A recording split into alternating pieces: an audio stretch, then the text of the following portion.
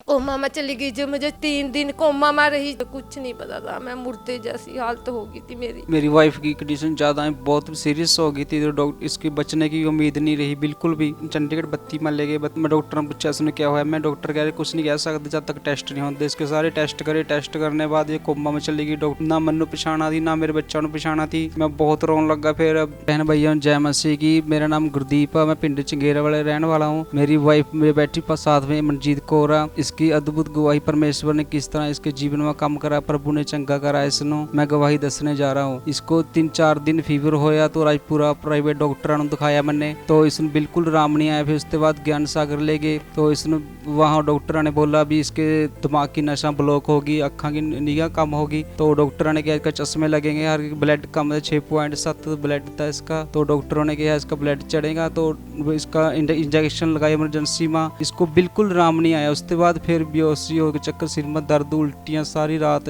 फिर ठीक नहीं। उसके बाद फिर मैं मानकपुर खेड़ा गज्जू गया, वहाँ पर प्राइवेट डॉक्टर लेकर गया। उसके पास डॉक्टर ने कहा इसके दिमाग की नसा ब्लॉक होगी, तो उन डॉक्टरों ने इंजेक्शन लगाए तो इसको आराम आ गया। इंजेक्शन का नशा तो थोड़ी देर रहा इसनो, उसके बाद सारी रात फिर उल्टियाँ करती रही। तो डॉक्टर दोबारा हम गए उसके पास, डॉक्टर कह रहे इसको भी जो ज़्यादा सीरियस होगी इसको चंडीगढ़ ले जाओ बत्ती के विच। डॉक्टर ने कहा भी इसका नहीं 1 घंटे के अंदर अंदर चंडीगढ़ ले जाओ। तो हमने गड्डी प्राइवेट गड्डी करी जल्दीबाजी में, तो चंडीगढ़ बत्ती में लेकर गए। इस बिल्कुल बेहोश हो गई थी, इसने कुछ नहीं सोची नहीं थी भी मैं कहाँ पड़ी हाँ, किस तरह है, कौन आ। इसने पानी पिलांदे चमचा के साथ चंडीगढ़ ले गए गड्डी। डॉक्टर एमरजेंसी के विच गए, भी जब बीमार हो गई थी इस तरह बुखार फीवर होया इसनों, भी बेहोश हो। डॉक्टर कह टेस्ट करे तो टेस्टा के बीच इसनों इन्फेक्शन आई। तो डॉक्टर कहने लगे भी इन्फेक्शन बहुत अंदर इसके फैल गई। इसने 8 इंजेक्शन लगाते रोज, इसका बांह सुज जाती, इसनों बिल्कुल दर्द नहीं, सिर माते जहाँ नहीं था। फिर भी बिल्कुल डेड हो गई थी, इसको बिल्कुल पता नहीं था मैं कौन आ, किस तरह बेड पर नीचे गिर जाती। डॉक्टर कह रही है कोमा में चली गई, इसको बिल्कुल सोची नहीं, ना मनु पछाना थी ना मेरे बच्चा नु पछाना थी, बिल्कुल सोची नहीं थी। इसनों जूस वूस पीने नु नक में पैप लगाया, यूट्रस में पैप लगाया, बिल्कुल पता नहीं था इसनों। सबको जय मसीह की। मेरा नाम मनजीत कौर है, मैं अपने जीवन की अद्भुत गवाही बताने जा रही हूँ। एक दिन अचानक मेरे को ना फीवर हुआ, फिर उसके बाद मेरी आंख में दर्द हुआ। मैंने अपने हस्बैंड को बताया, तो ये मुझे डॉक्टर के पास ले गए। डॉक्टर ने बुखार फीवर की दवाई दी तो फीवर उतर गया। रात को जब मैं सोई 11 बजे के बाद मेरे सिर में बहुत ज़्यादा पेन हुआ, माइंड में बहुत ज़्यादा सहने थे भी 72, घबराहट, बेचैनी, और मतलब कि मैंने अपने बच्चे भी ठाड़ दिए। मैं कह रही भी मेरा सहने थे 72, बहुत ही ज़्यादा पेन हुआ। उसके बाद मैं रोशनी जमी बर्दाश्त नहीं हो रही थी, मैं लाइट बंद कर देख रही हूँ, बाहर देख रहा। मैं कह रही भी रोशनी मुझे पसंद नहीं है, मैं अंधेरा फिर बैठ देख रही हूँ। ये कह रहा कि सुबह होने दे, कोई बात नहीं, रात होगी, सवेरे तो डॉक्टर पर ले जाएंगे।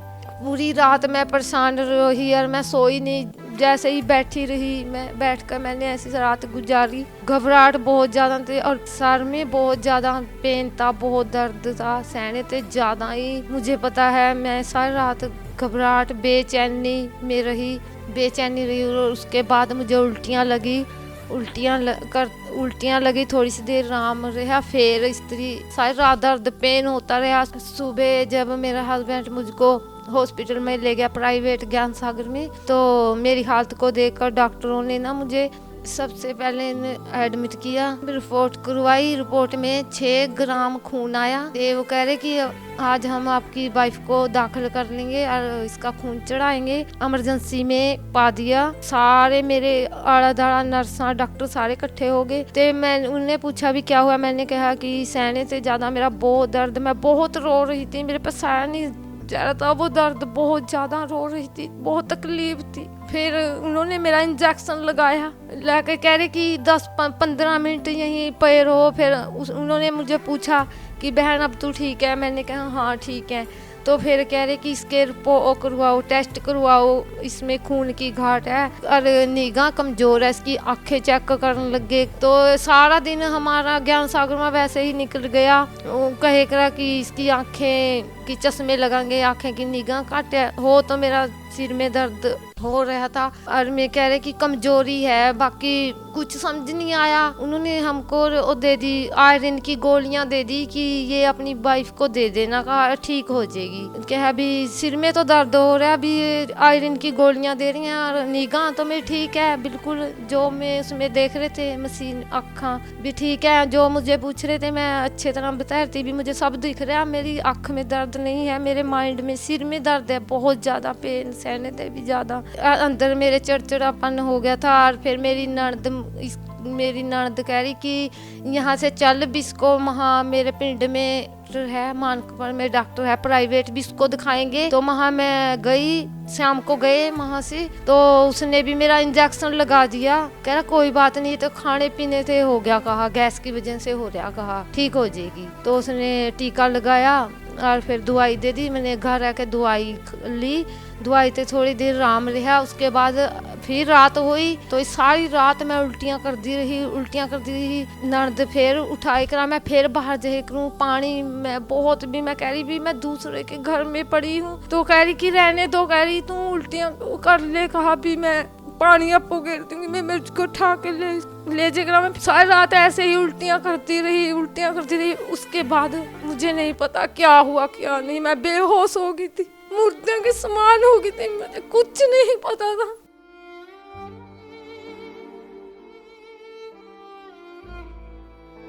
मुझे कुछ नहीं पता था। जद ये कोमा में चली गई थी, बिल्कुल सीरियस हो गई थी। इसनों ना मनु पछाणा थी, ना बच्चा नु पछाणा थी, अख भी नहीं झपका थी, बेड के नीचे गिर जाती। डॉक्टर ने इसनों बन दिया, तो हाथ पैर बन दिए, इसके नीचे गिर जाती। तो इसका दिन के बीच 10 इंजेक्शन ते 5-6 बोतल ग्लूकोज किया, तो इसकी हथ बाह सुज जाती, बहुत बाह सुज गई, इतनी बड़ी बाह होगी।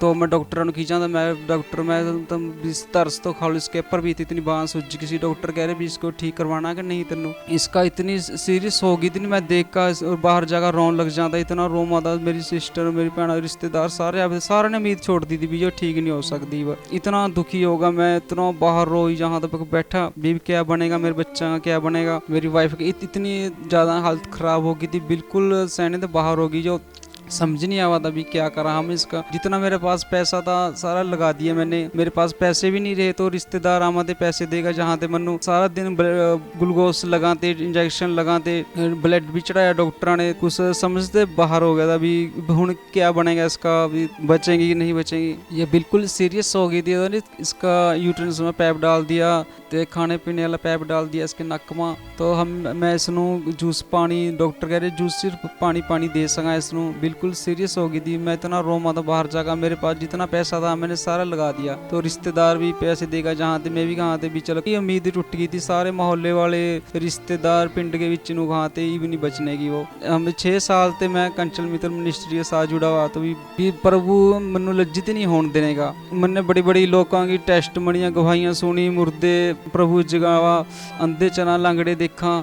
तो मेरे अंदर विश्वास इतना था ना भी प्रभु मन लज्जित नहीं होने देने का। अपनी वाइफ ਨੂੰ मैं चंडीगढ़ बत्ती हस्पताल में छोड़कर रिश्तेदार भैन ਨੂੰ ਕਿਹਾ मैं तो इसनों देखे यहाँ पर भी मैं चर्च में जाऊँगा, इस वास्ते प्रार्थना करवाएंगे भी ठीक हो जाएंगी। तो मैं चर्च, तो 12 अक्टूबर को मैं चर्च में आया, तो फोटो लेकर विश्वास के साथ आया। मैं फोटो लेकर, तो मम्मा ने हाथ रखा इसकी फोटो के ऊपर, प्रार्थना करी। जैसे प्रार्थना करवाई, प्रेयर करवाई मैंने वाइफ के लिए, उधर मेरी वाइफ को परमेश्वर ने हील करना शुरू कर दी, चंगी हो गई। और फिर उसके बाद 3 दिन बाद कोमा में बाहर आई, तो इसमें जो दौरे पड़ा थे पछाना नहीं थी, कुछ भी वो नहीं कराती भी कौन आ कुड़ी बच्चा नहीं पछाना थी, मनु नहीं पछाना थी। जैसे ही मैंने प्रार्थना कराई तो प्रभु ने काम करना शुरू करा, अपने सामर्थ्य से इसनों चंगा करा। तो जब मैं चर्च में प्रेयर करवाया तो परमेश्वर इसनों हस्पताल के बिच छूरा था।